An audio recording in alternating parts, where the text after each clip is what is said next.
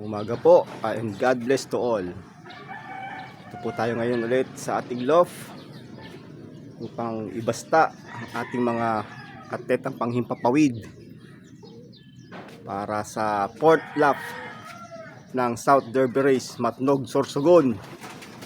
Pang-apat na po. Sana palarin pa rin tayo na makapagpauwi ng ligtas ang ating mga atletang panghimpapawid. Titignan po natin ang kanilang mga kondisyon, kung sila po ay ready or wala pong dinaramdam na anumang karamdaman, or titignan natin ang ating mga warriors. Yan, isa. Okay naman yung poop. Liban dito. Ang durog yung ano niya. Ay, hindi, okay naman. Pa. Okay din. Maganda yung mga po. Ang isa. Nasaan ang isang ating warriors? Ito. Ayan. Sa kabila. Ang ganda naman ang kanilang kondisyon.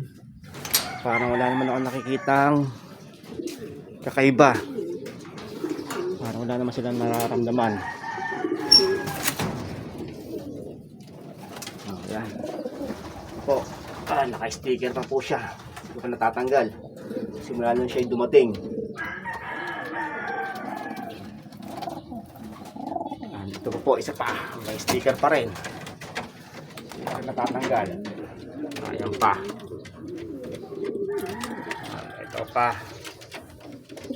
At ito pa. Ayan. Alright.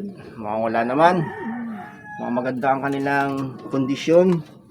Kailangan natin silang ipalow fly para medyo konting exercise bago sila isakay mamaya.